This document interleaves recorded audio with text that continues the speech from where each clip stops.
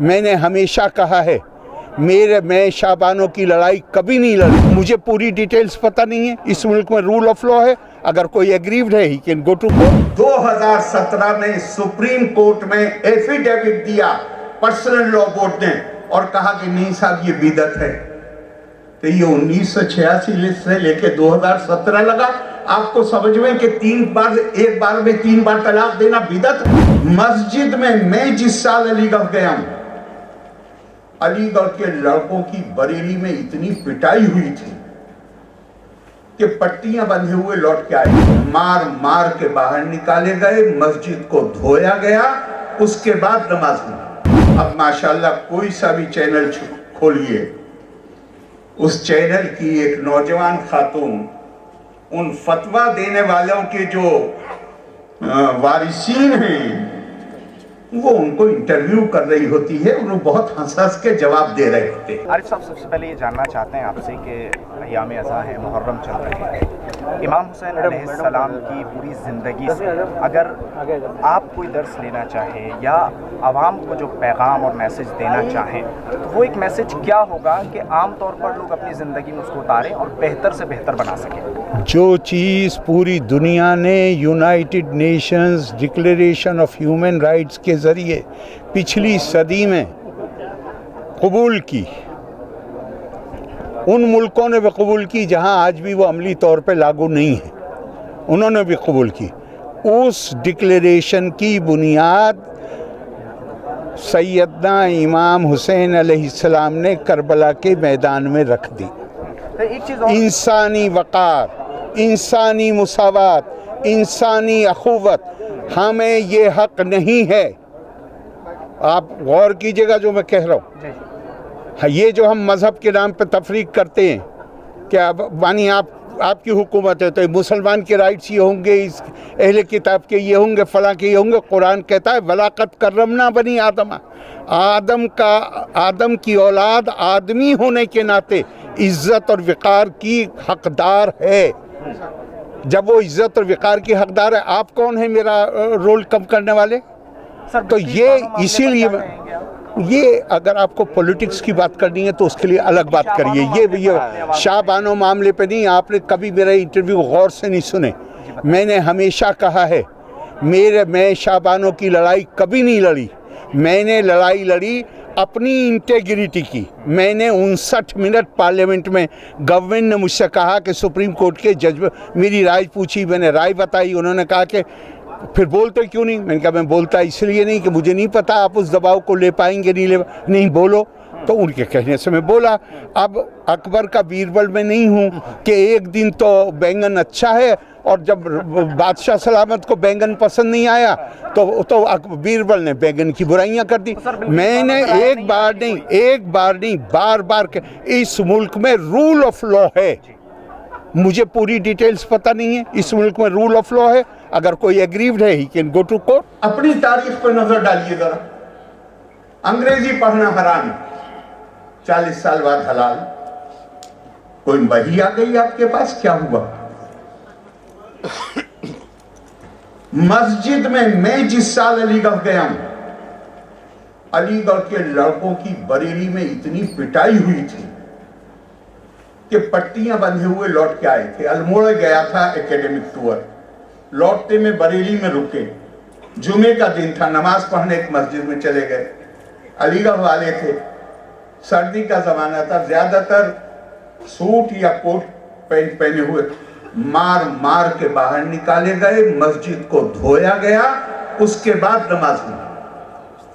तो अगर आज से मैं गया अलीगढ़ 67 में, अगर 67 में हराम था पैंट कोट पहन के नमाज पढ़ना, तो अब क्या किसी के पास नई वही आ गई?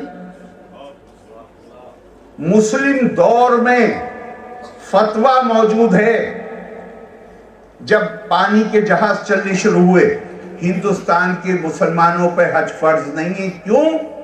क्योंकि हज के लिए परमिट पर फोटो लगवाना पड़ेगा, फोटो खिंचवाना पड़ेगा, लिहाजा हज की इजाजत नहीं, हज पर नहीं रहा फोटो की वजह से। पैदल जा सकते हो तो जाओ, साइकिल पे या घोड़े पे, ऊंट।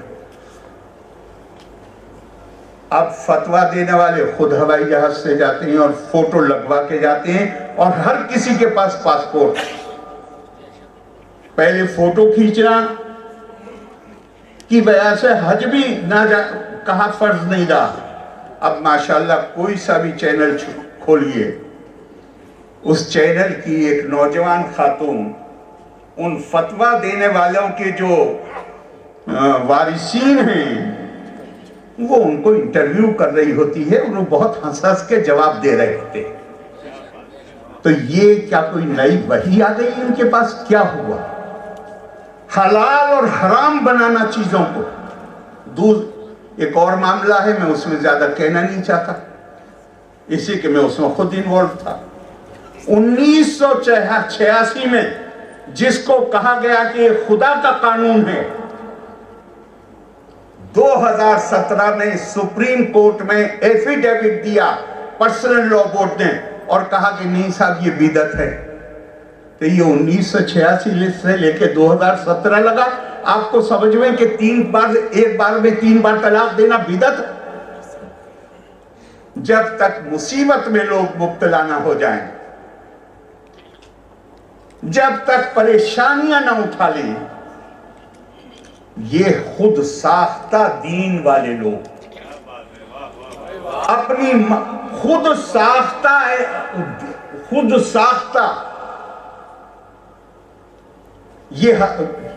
یہ کام ہے، ان کو شرک کہا. تم کون ہو حکم دینے والے؟ حضور صلی اللہ علیہ وسلم فرماتے وہ حلال کہہ دیتے ہیں تم مان لیتے ہو، وہ حرام کہتے ہیں تم مان لیتے ہو. کہا یہی تو رب ہونا ہے. اسلام ہمیں بندہ بنانے کے لیے آیا تھا. ہم میں سے ہر ایک خدا بنا بیٹھا ہے. ہمیں اپنے ایمان کی کسی وقت فکر نہیں، دوسرے کے ایمان کے بارے میں فتویٰ دینے کے لیے ہر وقت تیار بیٹھے.